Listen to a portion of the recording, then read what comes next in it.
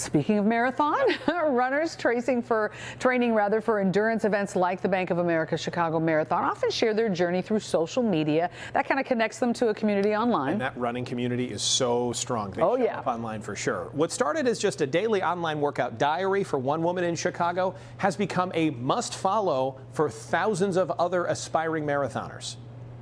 Hi, Nimbe. What are you here for today? I'm here for Back and Pickup. My name is Nimbe Juarez, and I am running the Bank of America Chicago Marathon to be able to do this for a long time, so longevity and community. I came to Chicago when I was 7 years old, and I didn't speak English, and so one of my biggest transitions was learning the language and integrating myself within the rest of the students. Two of the main things that we were encouraged to do when we were growing up was education was number one, but physical activity was also number two. My dad grew up swimming, and so because of that, we all just were tossed into the pool. I started when I was about 8 years old. We did lessons, and then we started the swim team at Harrison Park in Pilsen. Once I got into high school, I did swim in the swim team. I played water polo for a bit. My senior year in college, I didn't feel like I was at my best, and so I set a goal of doing the half marathon.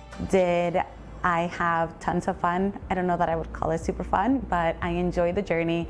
I finished the race, and I felt proud because this was something new that I had tried. Every single marathon has a different meaning to me, and some are a little bit more special. The most memorable marathon that I've done to date is probably the marathon right after COVID. I ran it with my sister.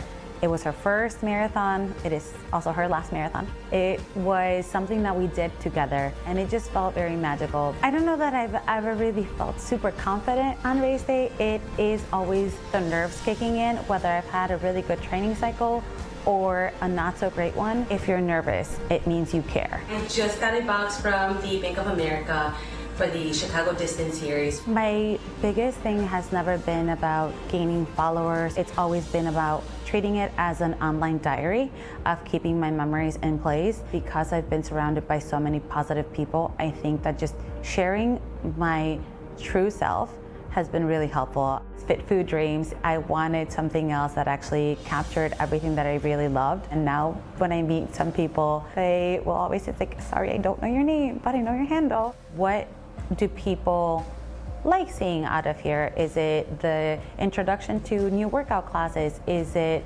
the connections that I've made in the sense of building community and friendships? I have made real life friends through social media, and that is a big thing. So I think you sometimes don't think that social media can be used for positive things, but it can actually give you friends. I think biggest life lesson that I've learned is that no matter what you've gone through, you have a community supporting you. You aren't alone.